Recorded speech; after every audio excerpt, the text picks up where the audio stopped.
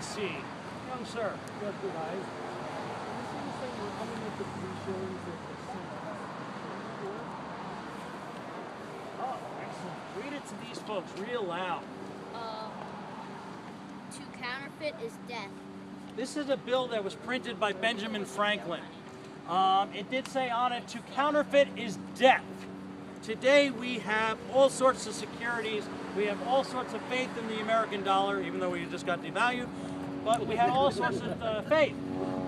In the 18th century, the British tried to keep out their money out of the colonies. But being the way Americans are, we always get around things. So we start printing our own money. But the value of the money was only worth your faith in it. So if people were counterfeiting it, that was a real problem. It would devalue it very quickly. So counterfeiting was a serious, major offense. They actually did put sometimes leaves in the printing, which Benjamin Franklin did, because leaves, much like your fingerprint, have a very specific design, so you can match it up. Also, you'll notice your coins, even today, your quarters, you'll notice that there's a little milling around the corner of the corner. And there's a reason for that, because originally the coins were made out of silver.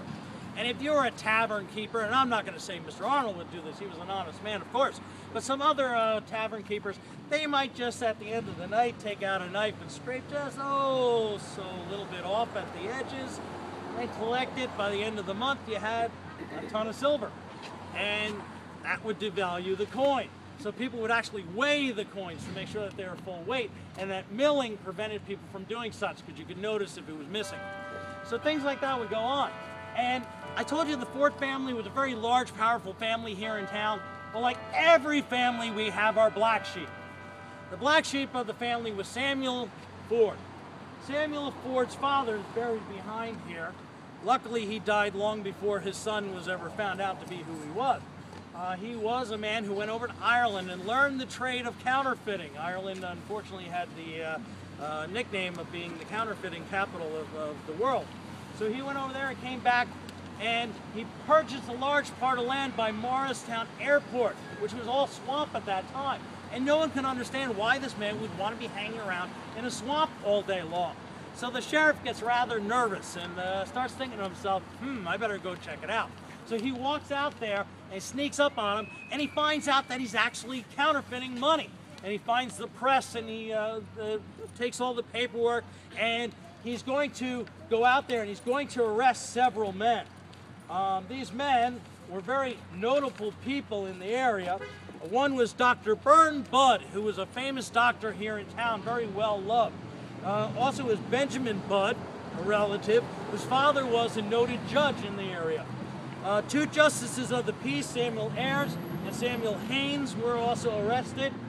And the man who was hired to do the actual physical labor, his name was Daniel Reynolds, a very poor man, no real relations in town. He gets arrested as well. They all get placed into the courthouse.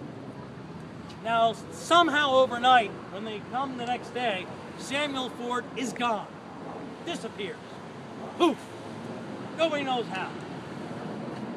There's speculation that one of the deputies was bribed by the family to let him out that night. And in doing so, Samuel Ford takes off to Virginia, leaves his wife and kids, goes down to Virginia, sets up a new house in Western Virginia, where he sets up a farm and gets involved in other things. Unfortunately for him, there was an Indian raid, killed off his children, killed off his wife. He survived, he took off again, and later comes back to New Jersey and regains his family again.